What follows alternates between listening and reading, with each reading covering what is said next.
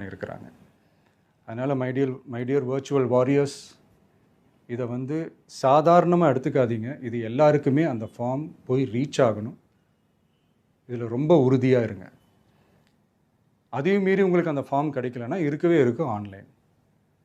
தேர்தல் ஆணையம் அந்த வெப்சைட்டில் போய் அந்த ஃபார்மை டவுன்லோட் பண்ணி நீங்கள் ஃபில்அப் பண்ணி சப்மிட் பண்ணலாம். உங்கள் வீட்டில் இருக்கிறவங்களுக்கு நீங்கள் செஞ்சு கொடுங்க, பக்கத்து வீட்டில் இருக்கிறவங்களுக்கு செஞ்சு கொடுங்க, தெரிஞ்சவங்களுக்கு, தெரியாதவங்களுக்கு, பழகினவங்களுக்கு, பழகாதவங்களுக்கு எல்லாருக்குமே நீங்கள் தயவு செஞ்சு கொடுங்க.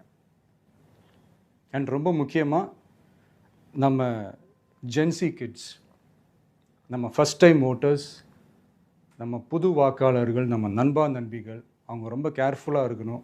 நான் ஆல்ரெடி சொன்ன மாதிரி உங்களுக்கான ஃபார்ம், அந்த ஃபார்ம் நம்பர் 6, அதை கரெக்டான டீட்டெயில்ஸோட, கரெக்டான உங்கள் டாக்குமெண்ட்ஸை வச்சு அதை சப்மிட் பண்ணுங்கள். ஏன்னா வரப்போகிற தேர்தலில் நீங்கள் தான், அந்த ஜென்சி வாக்காளர்கள் தான் மிக முக்கியமான ஒரு ஃபோர்ஸ் அப்படின்றது எல்லாருக்குமே தெரிஞ்ச ஒரு விஷயம். அதனால் உங்களை டிஸ்டர்ப் பண்ணுறதுக்கு, உங்கள் பேரை அதில் இன்க்ளூட் பண்ணாமல் செய்கிறதுக்கு என்னென்ன வேலைகள் செய்யணுமோ, என்னென்ன தில்லுமுள்ளு வேலைகள் செய்யணுமோ எல்லாமே அவங்க செய்வாங்க.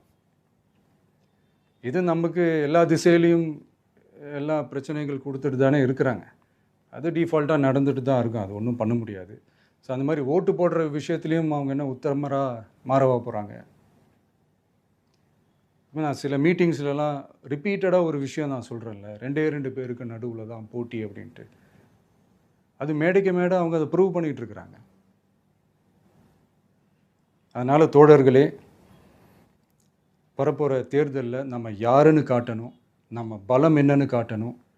அதுக்காக அந்த பலமான, அந்த பவர்ஃபுல்லான ஆயுதத்தை நம்ம கையில் எடுக்கணும். அந்த ஆயுதம் வேறு எதுவுமே இல்லை, ஓட்டு, வாக்கு, ஜனநாயகம். அது இருந்தால் தான் நம்ம அந்த வெற்றியை நோக்கியே நம்மளால் பயணிக்க முடியும். தமிழ்நாடே அந்த வாக்குச்சாவடி முன்னாடி திரண்டு நிற்கணும். அதை பார்த்துட்டு தமிழ்நாடே தமிழக வெற்றி கழகமா, இல்லை தமிழக வெற்றி கழகம் தான் தமிழ்நாடா அப்படின்ற மாதிரி இருக்கணும்.